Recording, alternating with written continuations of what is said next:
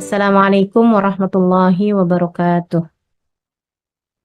Alhamdulillah, wassalatu wassalamu ala rasulillah Muhammad ibn Abdullah wa ala alihi wa sahbihi wa man wala. Subhanaka la ilma lana illa ma 'allamtana innaka antal alimul hakim. Rabbi shrah li sadri wa yassir li amri wahlul 'uqdatan min lisani yafqahu qawli amma ba'du.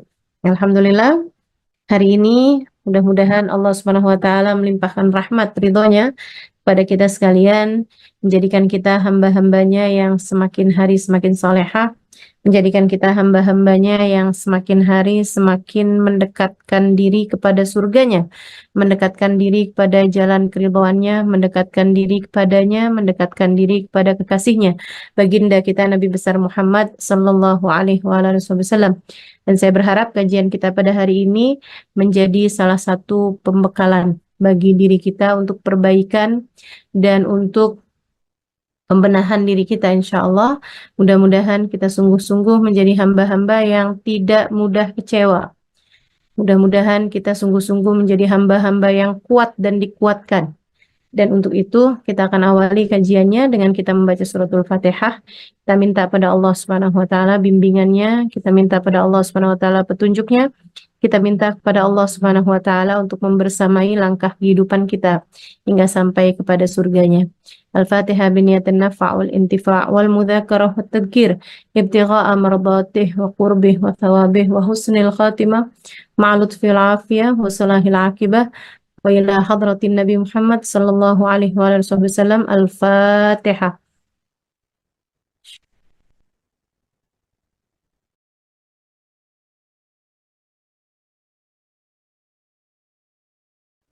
Alhamdulillah. Iya, kita akan bahas di pertemuan kali ini mengenai tentang agar tak mudah kecewa. Teman-teman saudaraku sekalian yang saya muliakan, saya ada menuliskan 6 poin yang mudah-mudahan kalau kita jalani, ini akan meminimalkan kekecewaan kita terhadap banyak hal. Ya, mudah-mudahan bisa diamalkan. Yang nomor 1, kekecewaan itu sejurus dengan pengharapan. Kalau kamu pengen kecewanya dikit, juga kecilkan pengharapanmu. Jadi, kalau pengen nggak gampang kecewa, jangan ngarep. Kalau kamu kepengen nggak gampang kecewa, jangan suka ngarep. Jangan tinggikan ekspektasi, sehingga akhirnya kamu rentan untuk dikecewakan. Ada seorang istri lagi jalan, seorang perempuan lagi jalan bersama dengan suaminya, ketika tiba-tiba dia tersandung. Suaminya tidak menarik tangan dia gitu, nggak nolongin dia lah. Uring-uringan, seminggu 2 minggu, bisa jadi suaminya nggak diajakin ngobrol lagi gitu. Dia sangat kecewa. Satu hari, dia lagi jalan sendirian. Kemudian dia tersandung, dia jatuh. Dia pun kembali berdiri, membetulkan letak bajunya, dan berjalan. Tak ada kesedihan, tak ada kekecewaan. Tapi yang pertama, dia begitu sangat kecewa. Kenapa? Karena dia ngarep. Dia berharap suaminya menolong dia. Dia berharap suaminya akan segera eh, mendekapnya. Dia berharap suaminya akan menghibur hatinya gitu. Jadi ketika kamu punya pengharapan kepada manusia, punya pengharapan kepada seseorang gitu, kamu jadi rentan untuk kecewa. Termasuk juga terhadap kehidupan. Kalau kamu kepengen nggak banyak kecewanya, ya jangan punya ekspektasi atau harapan-harapan yang tinggi gitu terhadap urusan-urusan dunia ya. Kita tuh nggak usah kayak punya harapan-harapan yang tinggi gitu. Saya akan menikah dengan seorang laki-laki yang menggila-gilai saya. Nah, kalau harapannya setinggi itu tuh nanti repot. Ternyata kamu dapat suami yang tidak menggilai tapi suka ngatain kamu gila. Gila kamu, kenapa kamu begini? Akhirnya kan jadi kecewa gitu. Jadi kalau kamu pengen hidup kamu itu nggak terlampau banyak kecewa, jangan suka berharap atau turunkan harapanmu kepada manusia, pada orang, semuanya tuh rentan mengecewakan teman-teman. Rentan untuk mengecewakan. Termasuk kepada anak, termasuk kepada urusan rezeki, termasuk pada urusan apa aja gitu. Karena orang tuh suka punya pengharapan-pengharapan. Anak kecil gitu ya, dia bilang, kalau saya udah gede enak nih, gitu. Kalau saya udah gede, saya akan dihargai orang, saya akan dianggap, saya akan disayang, saya akan begini, saya akan begitu. Ketika dia udah besar, kalau saya udah kuliah nih, enak nih, nggak harus pakai seragam, nggak begini, nggak begitu, saya akan mulia, saya akan bisa lebih punya banyak waktu luang, dan seterusnya gitu. Pas udah kuliah, ternyata capek-capek juga. Terus dia mikir, kalau saya udah punya kerja nih nanti nih, saya punya uang banyak, saya bisa begini, saya bisa liburan, saya bisa ini, bisa itu gitu. Dia pun kemudian kerja. Capeknya luar biasa. Belum lagi yang liburan yang diharap-harapkan, itu juga ternyata waktunya bareng-barengan sama orang. Jadinya akhirnya macet juga, bukannya liburan healing, malah jadi hilang kesenangan. Jadi ya gitulah, nggak banyak yang bisa diharapkan. Habis itu dia mikir, ini kayaknya kalau nikah enak nih gitu. Dia punya pengharapan gitu. Ini penyakit nih buat adik-adik jomblo nih. Seringkali menganggap bahwa permasalahanmu selesai hanya dengan menikah. Saya bilang ya dek, nggak gitu ceritanya. Nikah itu hanya akan membuatmu berada dalam permasalahan-permasalahan yang baru gitu. Jangan ketinggian ekspektasi, jangan ketinggian harapan. Nanti kamu rentan kecewanya. Nanti kamu sangat dekat dengan kekecewaan. Gitu. Habis nikah gitu kan, terus dia mikir, soalnya belum ada anak sih, makanya nih kayak enggak harmonis gitu, kayak kurang romantis rumah tangganya. Kalau udah ada anak, enak nih gitu. Ada anak, ya ampun, lelahnya luar biasa. Terus mikir gitu kan, katanya kalau punya anak dua, itu tidak semelelahkan punya anak satu. Jadi dia pun nambah. Katanya gitu, karena kalau anak dua tuh si kakaknya akan bermain dengan adiknya, jadi tidak mengajak orang tuanya untuk bermain. Jadi punya anak dua, ternyata laki perempuan. Jadilah biar ada temennya, punya anak lagi tiga, punya anak lagi empat, sibuknya luar biasa. Akhirnya dia mikir, wah kalau anak-anak sudah besar enak nih gitu. Sampai kapan kamu akan dikuasai oleh pengharapan-pengharapanmu tersebut? Nanti pas giliran udah beneran udah tua, dia malah jadi mikir, dulu tuh waktu saya muda tuh enak loh ternyata. Jadi kapan kamu enaknya? Kapan kamu senangnya gitu? Hidupmu akan rentan kecewa ketika kamu punya pengharapan-pengharapan terhadap urusan-urusan dunia. Maka nomor satu, agar tak mudah kecewa, jangan berharap atau kecilkan pengharapanmu kepada eh, manusia, kepada dunia, kepada semua yang fana lah, pada semua yang ada masa kadaluarsanya. Ya, dunia dan segala isinya, ini semuanya akan ada masa habisnya gitu. Itu nomor satu, teman-teman. Kemudian yang nomor dua, kalau kamu pengen hidupmu nggak banyak kecewanya, kamu harus ingat satu hal. Poin penting banget. Mungkin ini adalah hal yang penting dari semua yang akan, ini hal terpenting yang saya akan sampaikan, yaitu ingat bahwa hidup tuh ada pengendalinya. Hidup tuh ada pengendalinya, gitu. Jadi hal itu tuh akan lebih mudah membuatmu tidak mudah kecewa, tidak mudah galau, tidak mudah khawatir gitu. Dengan mengingat bahwa hidup tuh ada yang ngatur loh, gitu. Bukan kamu yang bertanggung jawab terhadap berbagai macam urusan. Nanti kamu tuh kecewa tuh kalau kayak begitu tuh. Kamu udah atur-aturin acara pernikahan yang seindah-indahnya. Ternyata pas hari pernikahannya hujan. Kamu udah aturin gitu kan, udah cara pernikahan yang sebagus-bagusnya. Ternyata suamimu sakit. Calon calon suamimu misalnya gitu kan, malah justru jatuh sakit gitu. Ada banyak hal yang bisa mengecewakan kita dalam hidup ini, teman-teman saudaraku sekalian. Tapi nggak usah khawatir. Kamu hanya perlu mengingat satu hal, bahwa hidup ini ada yang ngatur, ada pengendalinya, ada yang sudah menuliskannya. Ar-rizqu maksumun mafrughun minhu. Kata Nabi Muhammad SAW, rizki itu, rezeki itu sudah diatur, mafrughun minhu yang sudah selesai. Sudah selesai diatur. Sudah selesai dicatatnya. Gak akan bertambah dengan ketakwaan seseorang, gak akan berkurang dengan kefasikan seseorang.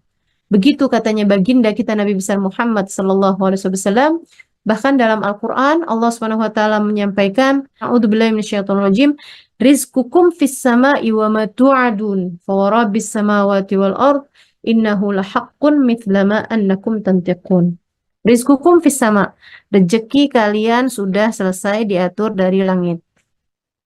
Rezeki kalian termasuk jodoh, termasuk anak, termasuk em, rezeki berupa harta, termasuk rumah, termasuk tempat tempat tinggal, termasuk kendaraan, apapun aja, termasuk saldomu itu gitu ya, apapun di dunia ini nih, rizqukum fis sama, rezeki kalian sudah selesai diatur oleh Allah Subhanahu wa taala dari langit. Bahwa Rabbis samawati wal ard. Demi Allah yang menguasai langit dan bumi, innahu lahaq, ini adalah kebenaran. Mithla ma annakum tantiqun, sebagaimana yang kalian ucapkan. Artinya bahwa eh, rezeki kita tuh udah selesai diatur sama Allah Subhanahu wa taala, termasuk juga hal-hal terjadi di atas muka bumi ini, semuanya ada yang mengendalikan. Semuanya ada Allah Subhanahu wa taala di dalam semuanya gitu. Kamu akan jadi jauh lebih kuat, lebih nggak gampang kecewa ketika kamu menjadikan hidupmu ini seperti kamu nonton sebuah film horor. Takut sih, tapi setakut-takutnya kamu tahu bahwa kamu jadi nggak terlalu takut kalau kamu ingat bahwa oh tenang, di situ tuh ada sutradaranya, di situ ada banyak orang di situ ya, ada bagian lighting, ada bagian ini, ada bagian itu. Kurang lebih kehidupan kita tuh kayak gitu. Ada malaikat Mikail, bagi rezeki, ada eh, malaikat eh, Raqib Atid, ada malaikat rahmat yang Allah utuskan buat kita gitu. Ada Allah Subhanahu wa taala yang udah ngatur kehidupan kita gitu. Dengan kita ingat hal itu, kita jadi nggak gampang kecewanya teman-teman, nggak gampang khawatirnya gitu, nggak gampang eh, nggak gampang ketakutannya terhadap apapun, gitu kan? Kalau terjadi sesuatu tidak seperti yang kita harapkan, kita tahu bahwa yang oh tenang, ini Allah kok udah ngaturin kayak gini gitu. Ini Allah udah mengatur hal ini gitu kan. Nah itu jadi dengan kita ingat bahwa ada yang ngatur kok ini, ada yang ngatur kok ini gitu. Terus kita ingat itu bahwa ada Allah di sebalik urusan ini. Nah itu kamu akan lebih kuat hati dalam menanggung kekecewaan yang ditimbulkan karena terjadinya hal-hal yang tidak kamu sukai ataupun yang kamu inginkan tidak Allah Subhanahu wa taala beri gitu. Gitu ya, karena kekecewaan itu biasanya karena pengharapan tadi itu ngarep sesuatu yang ternyata nggak terjadi atau hal yang kamu takutkan, hal yang tidak kamu inginkan ternyata malah terjadi gitu. Itu kekecewaan kan sering timbulnya dari hal yang seperti itu. Nah, ketika kamu tahu bahwa di atas apa yang kamu mau atau apa yang tidak kamu mau ada Allah Subhanahu wa taala yang menentukan segalanya, itu kamu jadi jauh lebih kuat untuk tidak mudah kecewa. Karena kamu tahu bahwa di kehidupan kamu ini bukan kamu kok yang ngaturin apapun gitu. Tapi ada pengendalinya gitu. Ada yang udah ngaturnya gitu. Kan jadinya kayak tenang aja gitu. Atau lebih gampangnya kayak gini deh. Kamu kalau lagi naik pesawat, teman-teman saya sekalian, kita tuh jadi lebih tenang gitu kan, lebih tenang, nggak yang takut-takut, waduh nanti kalau pesawatnya jatuh gimana, waduh kalau ini gimana, nah, gimana, kenapa kita bisa tenang, bahkan bisa kita tidur di dalam pesawat gitu kan, karena kita tahu ada pilotnya gitu. Ketika kita tahu bahwa di pesawat itu misalnya gitu ya, ada pengumuman kayak gini nih, eh mohon maaf para penumpang sekalian, adakah di antara kalian yang pernah kursus menyetir pesawat? Karena ternyata pilot dan kopilotnya pingsan. Saya yakin. Sepesawat tuh semuanya yang asalnya tidur juga udah langsung hilang semua tuh ngantuknya. Yakin banget dah saya dah. Pasti semuanya akan takut, semuanya akan galau, semuanya akan yang panik ketika tahu bahwa ternyata di pesawat tersebut itu nggak ada pengendalinya gitu. Akan tetapi ketika kita tahu, kita bahkan nggak kenal loh sama pilotnya kan. Siapa di antara kita yang kalau terbang kenalan dulu sama pilot gitu? Nggak ada. Kita nggak perlu kenalan sama dia gitu. Tapi kita cukup tahu bahwa yang nyetir ini, yang nyupirin pesawat kita, yang jadi pengendali pesawat kita ini adalah orang yang ngerti. Nah, dalam kehidupan kita, Allah Subhanahu wa taala semuanya udah ngaturin. Wallahu khalaqakum wa ma ta'malun. Allah lah yang khalaqakum, yang menciptakan kalian dan apapun yang kalian kerjakan. Allah semua udah ngaturin kehidupan kita nih. Allah yang ngaturin kamu kapan nikahnya, Allah yang ngaturin kamu eh, kapan ada anaknya, anak kamu berapa, anak kamu sakit di usia sekian, anak kamu akan sembuh sekian hari kemudian. Semuanya udah diatur sama Allah Subhanahu wa taala gitu. Jadi kalau kamu kepengen untuk hidup kamu ini tidak banyak kecewanya, ingat terus bahwasanya hidup ini ada pengendalinya, ada yang ngaturnya. Tenang, ada Allah bersama dengan kita. Tenang, ada Allah yang mengaturkan hidup kita. Tenang, ada Allah Subhanahu wa taala yang memberi rezeki kepada kita. Dia tidak akan membiarkan kita susah yang sampai kita nggak mampu juga nanggungnya kok. Dia sendiri juga udah janji, Allah sendiri udah menyampaikan la yukallifullahu nafsan illa wus'aha. Allah tidak akan membebani satu jiwa di luar batas kemampuannya. Jadi semuanya tenang aja teman-teman, hidup ada pengendalinya. Itu yang nomor 2. Kemudian yang nomor 3, biar nggak mudah kecewa, ingat ilmunya eh, itu ya, tukang parkir. Tukang parkir itu dia penuh nih garasinya dengan kendaraan, dia nggak bangga, dia nggak sombong. Ketika kemudian hilang, dia juga nggak kecewa. Ketika diambil satu demi satu mobilnya gitu di parkiran Indomaret misalnya gitu ya. Nah itu kalau misalnya gitu ada supirnya Indomaret gitu, dia punya banyak mobil di depan parkiran Indomaret. Dia juga nggak begitu senangnya juga gitu. Habisnya itu diambil satu, satu, satu, satu sampai habis semuanya, sampai segala motor, segala sepeda habis semuanya.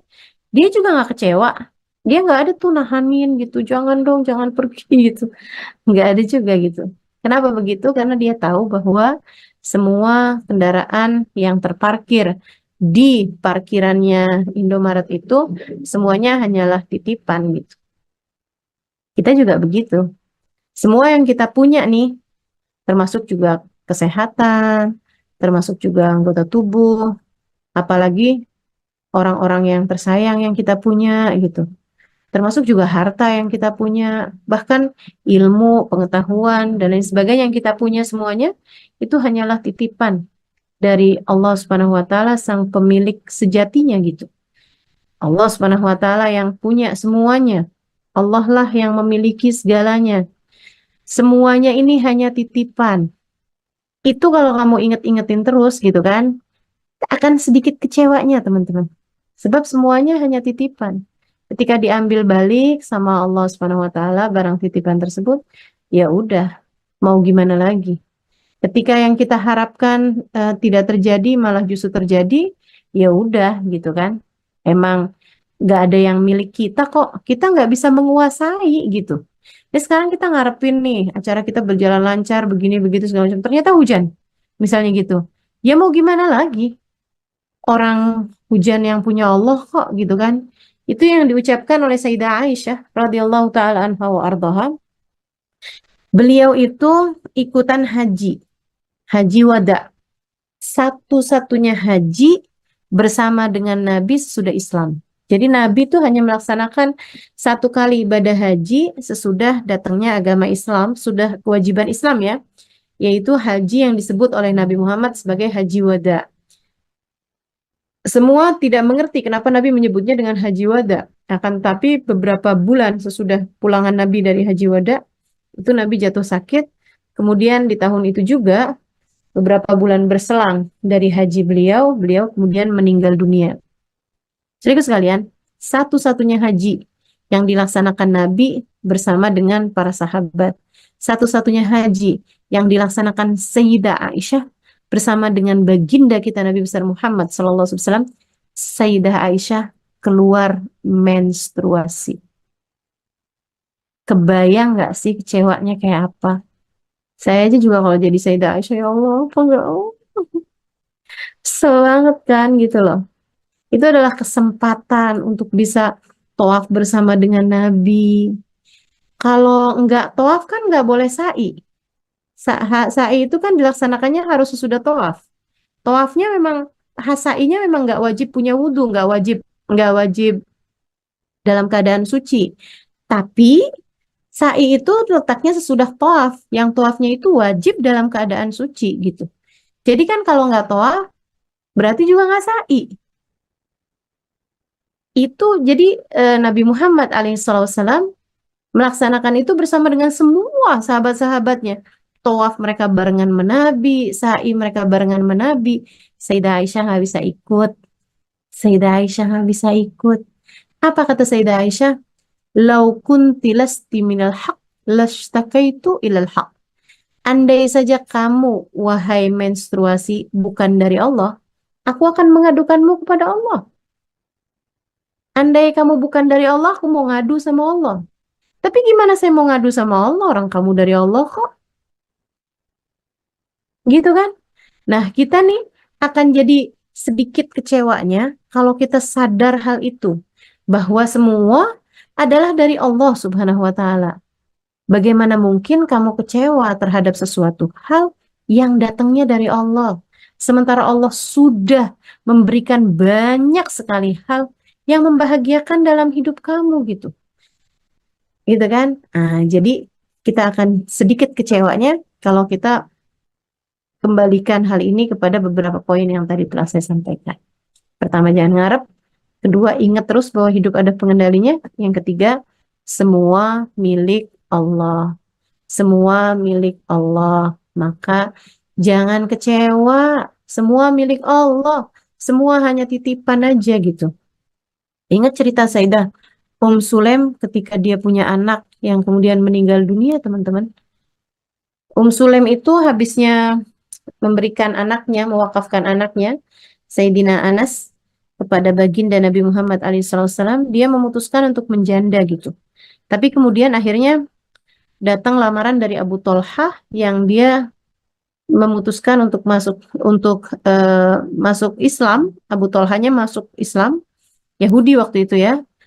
Tapi dia mau masuk Islam kalau Ummu Sulaim menerima lamarannya. Akhirnya masuk Islam bin Abu Tolhah, kemudian mereka pun berumah tangga. Lama berumah tangga, gak punya anak, totoh hamil, kemudian melahirkan seorang anak laki-laki. Anak laki-laki itu lagi lucu-lucunya, lagi menggemas-gemaskannya.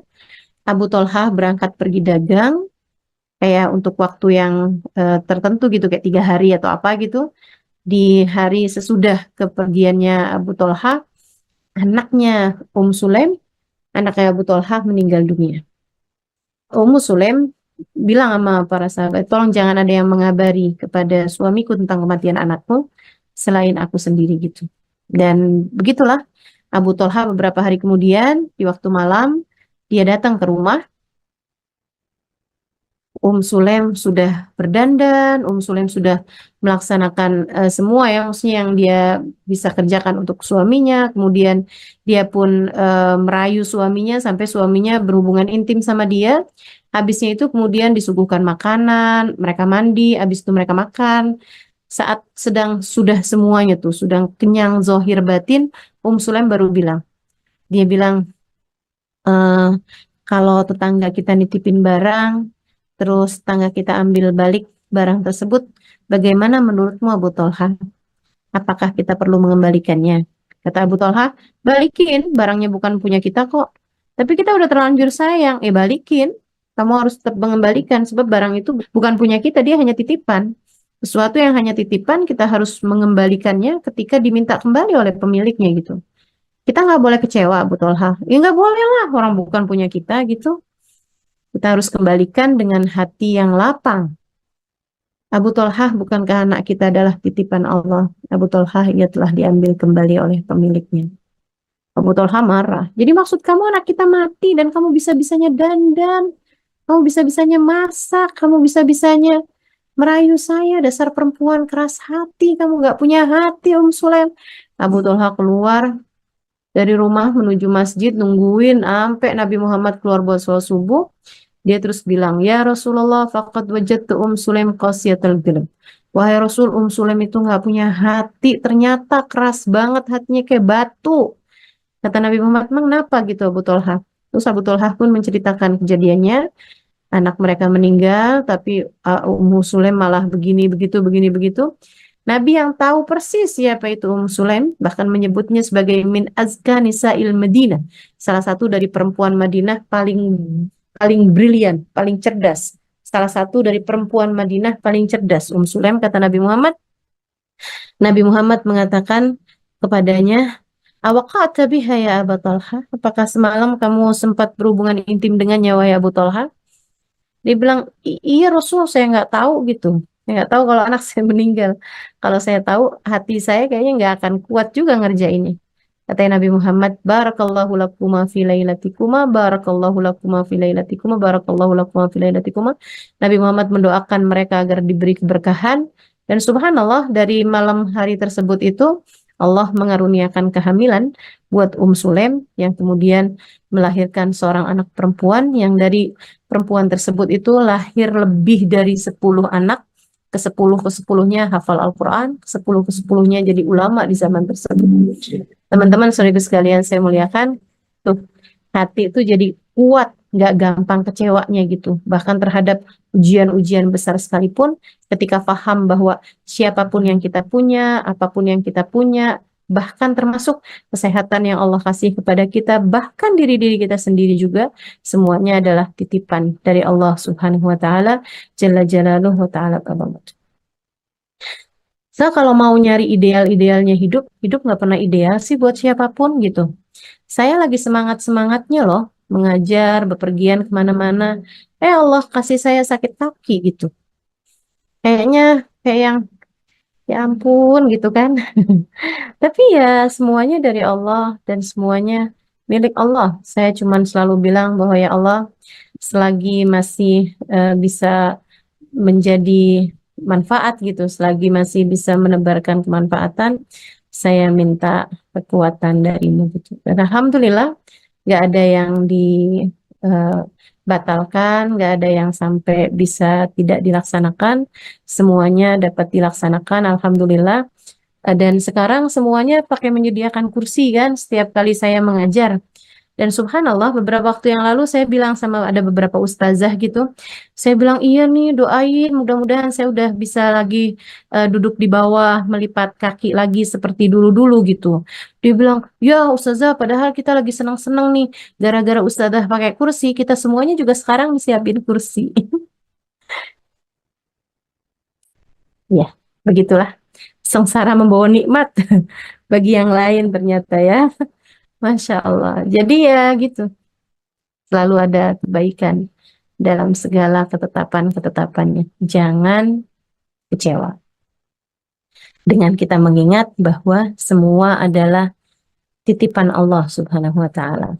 Apapun yang kita punya, bahkan diri-diri kita, semuanya hanyalah miliknya dan semuanya dalam kendalinya. Kemudian yang nomor 4, itu ya, itu nomor 2, nomor 3-nya. Kemudian yang nomor 4-nya, kita tuh kan sering kecewa tuh karena kita kira yang itu tuh ideal, yang itu tuh bagus, sebaiknya tuh begini, sebaiknya tuh begitu. Kita kecewa ketika kita buat sebuah acara eh, di luar ruang gitu ya, outdoor gitu, misalnya kita bikin pesta pesta kebun misalnya gitu, tahu-tahu hujan. Kita kecewa karena hal itu. Kenapa? Karena kita kira nggak hujan itu lebih baik, gitu kan? Eh, kita kecewa ketika sesudah kita menikah lama ternyata nggak ada anak. Kenapa gitu? Karena kita kira kita punya anak itu lebih baik gitu. Kita akan selalu kecewa tuh karena kita kira, teman-teman saudaraku sekalian, kamu akan berkurang kecewanya, kamu akan tidak mudah kecewa apabila kamu selalu tanamkan dalam hati bahwa kamu tidak tahu. Allah Maha tahu. Jadi jangan main perkiraan-perkiraan. Bisa jadi yang kamu kira baik, sebenarnya buruk buatmu. Bisa jadi yang kamu kira buruk, sebenarnya baik bagi kamu. Gitu. Jadi ingat terus hal itu gitu. Kalau misalnya yang, ya kok begini, bilangin sama diri kamu, tenang diri, bisa jadi ini lebih baik bagi kita. Tenang, tenang. Insya Allah ini yang terbaik bagi kita. Kita nggak tahu, tapi Allah tahu. Kita nggak tahu, tapi Allah tahu. Udah gitu aja gitu. Ada banyak hal terjadi kepada kita ini, kita nggak tahu gitu. Ini sekedar satu cerita buat teman-teman ya.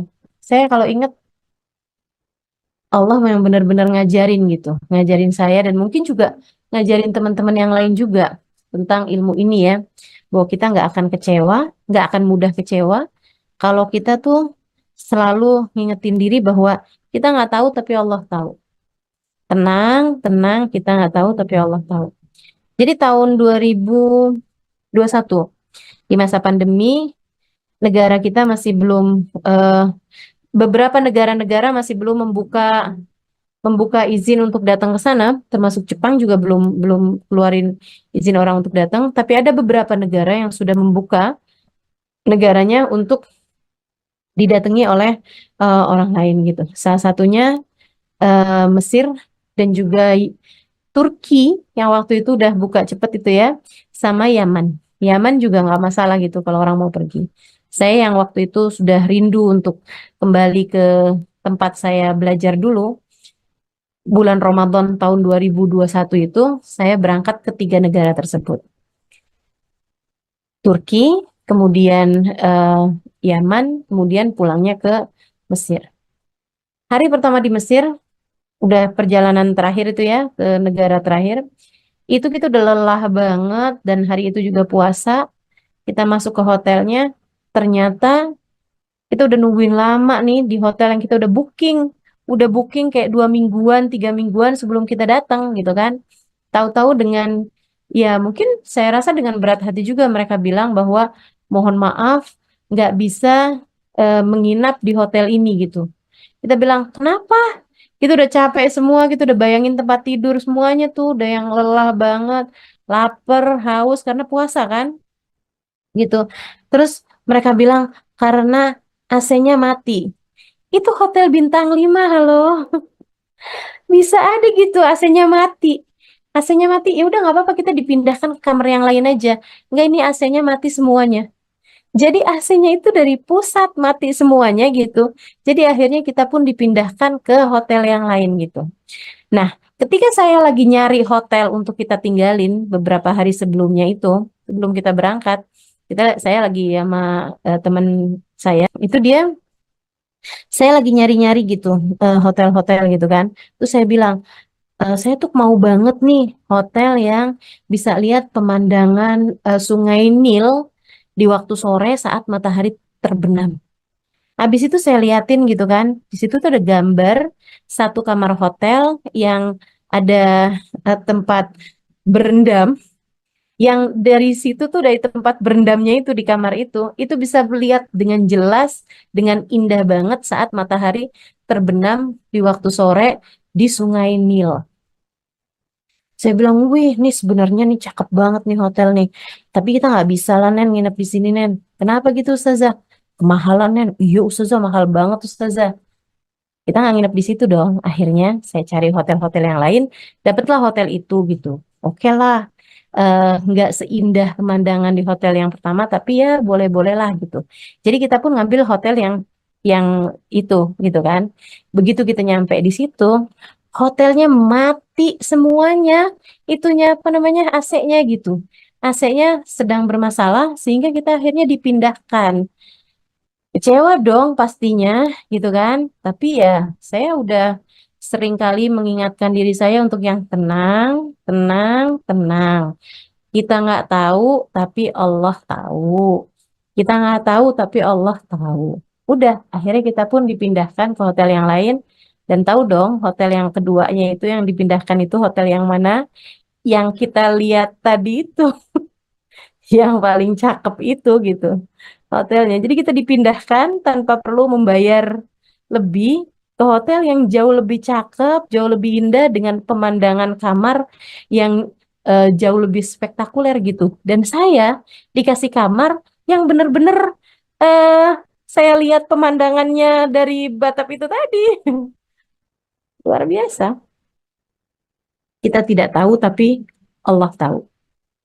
Jangan mudah kecewa. Tenang aja dulu. Jadi kalau apa-apa terjadi itu jangan yang langsung yang meledak-ledak. Wah, kenapa begini? Wah, kenapa begini? Aduh, kok harusnya kan begini? Harusnya nggak begini. Itu kan kita tuh suka kayak gitu tuh. Tenangin diri, terus bilang tenang diri. Kita nggak tahu, ya Allah tahu. Kita nggak tahu, ya Allah tahu. Tenang, Allah akan selalu memberi yang terbaik bagi kita, asalkan kita tetap di jalannya. Udah gitu. Pokoknya mesti belajar untuk bisa ngingetin diri bahwa kita nggak tahu, tapi Allah. Ada satu kisah indah yang diceritakan sama em, ya, yang saya tahu lah pokoknya kisah ini ya. Saya nggak inget, nggak inget siapa yang nyeritainnya. Jadi ada seorang raja deket sama seorang pemuda, yang pemuda ini tuh bukan bukan bukan siapa-siapa sebenarnya, kayak bukan apa kayak panglima atau apa, tapi memang raja seneng banget sama dia gitu. Karena orangnya itu selalu aja positif dan dia selalu berkata kullu khair, semua baik, semua baik-baik aja, semuanya semoga insya Allah semuanya baik gitu. Kayak gitulah gitu ya. Semua baik, kullu khair gitu. Nah, satu hari raja ini lagi mengajak dia untuk berburu. Ketika namanya orang berburu kan nggak bisa terus barengan berdua kan, mereka nyari-nyari buruan gitu ya. Nah, pemuda ini ngelihat ada sesuatu yang bergerak, dia pun memanah. Ternyata yang dia panah itu adalah eh, bukan buruan, tapi ternyata kena kena badannya, kena tangannya si rajanya, sampai bikin jarinya itu ada yang keputus gitu. Kena panahan tersebut tuh kena nembus ke jari tangannya raja sampai salah satu jarinya keputus. Wah, rajanya marah banget. Si pemuda ini bilang, tenang raja, kulu khair apaannya? Tenang aja, semuanya baik aja. Apaannya baik? Nggak ada ceritanya. Yuk kita pulang. Pulang, temennya itu dipenjarain sama dia. Dia ketika tahu dipenjarain si pemuda ini tetap bilang kulu khair. Gak apa-apa sih di penjara kulu khair, semuanya baik aja.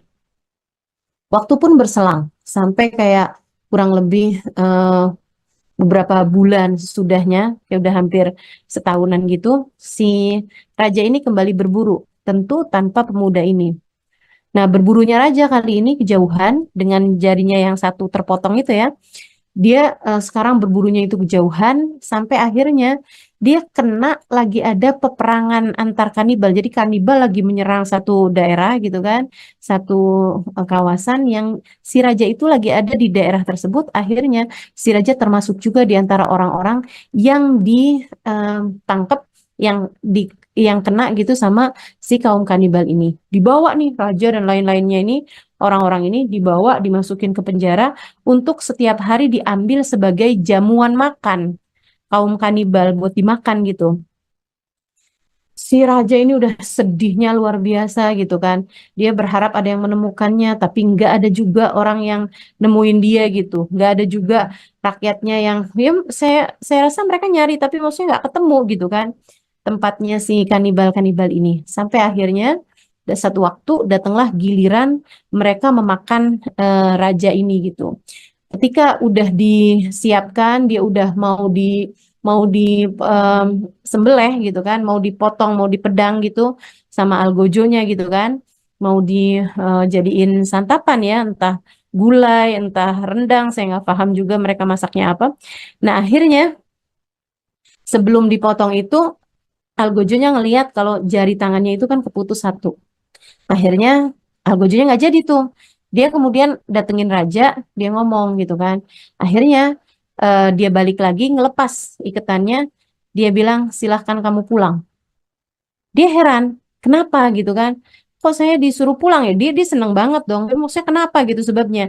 Dia bilang karena kami itu nggak mau makan orang yang cacat. Karena kami tidak mau makan seseorang yang cacat. Kamu tangannya hilang satu, nanti kami kena sial lah gitu. Kalau makan orang manusia cacat gitu. Jadi akhirnya dia dibebasin. Dia girang banget, senang banget dia pulang sampai akhirnya sudah nyari nanya ini apa segala macam, nyampailah dia ke istananya. Hal pertama yang dia lakukan begitu dia sampai di istananya adalah membebaskan si anak muda tadi itu. Dia bukain penjaranya kan, keluarkan dari penjaranya terus dia bilang maafin saya gitu kan.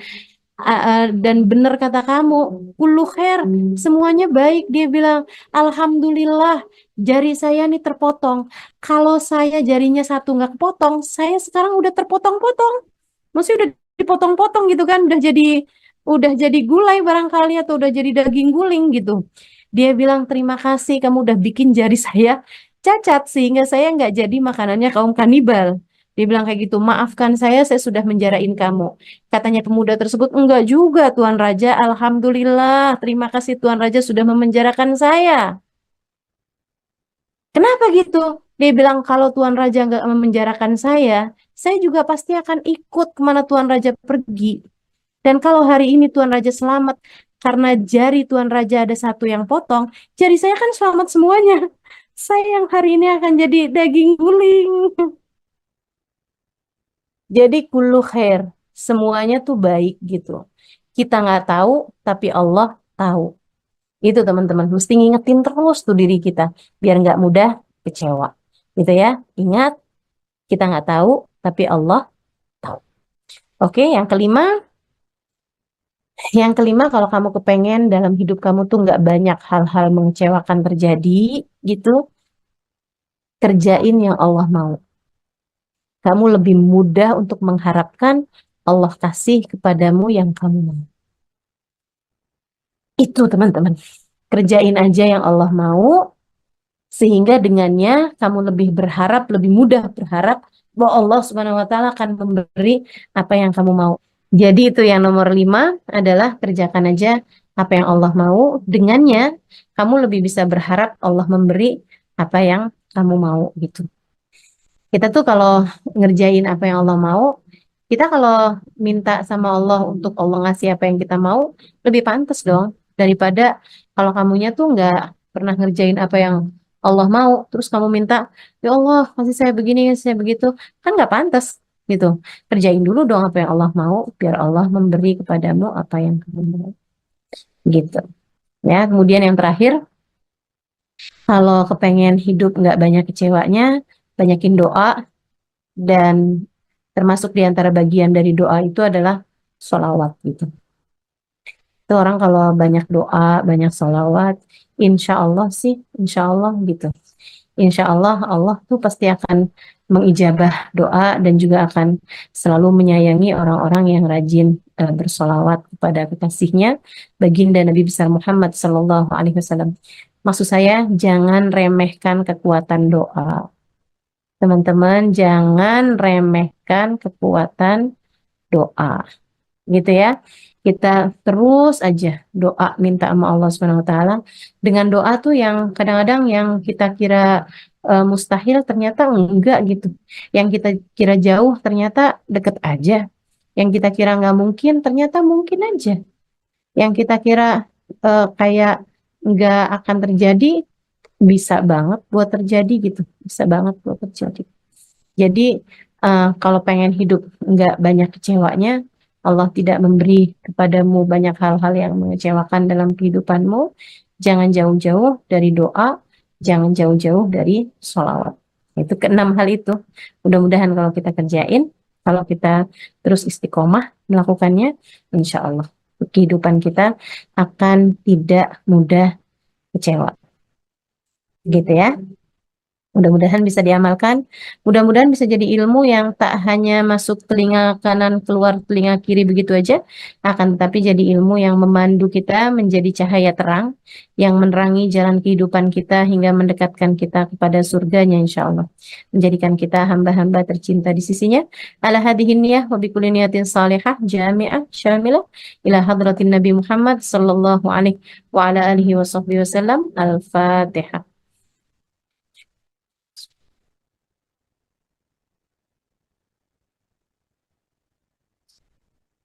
الصراط المستقيم صراط الذين أنعمت عليهم غير المغضوب آمين تقبل الله منا ومنكم تقبل يا كريم اللهم بحق الفاتحة بحرمة الفاتحة بركة الفاتحة تفتح لنا أبواب الخير تعاملنا مؤاملة أهل الخير تكفينا من جميع الفتن والمهن والبؤس والضير إنك ولي كل خير متفضل بكل خير برحمتك يا أرحم الراحمين اللهم إنا نسألك زيادة في الدين بركة في الأمور وصحة في الجسد وسعة في الرزق وتوبة قبل الموت وشهادة عند الموت ومغفرة بعد الموت وعفوا عند الحساب وأمانا من العذاب ونصيبا من الجنة ورزقنا النظر إلى وجهك الكريم اللهم عافنا من بلائك وأوزعنا شكر نعمائك وأذقنا برد عفوك وحلاوة مناجاتك اللهم وما قضيت لنا من أمر فاحفظ علينا فيه الأجل والدين اللهم وما قضيت لنا من أمر فاجعل عاقبته رشدا ربنا آتنا في الدنيا حسنة وفي الآخرة حسنة وقنا عذاب النار بفضل سبحان ربك رب العزة عما يصفون سلام على المرسلين والحمد لله رب العالمين وإلى حضرة النبي محمد صلى الله عليه وسلم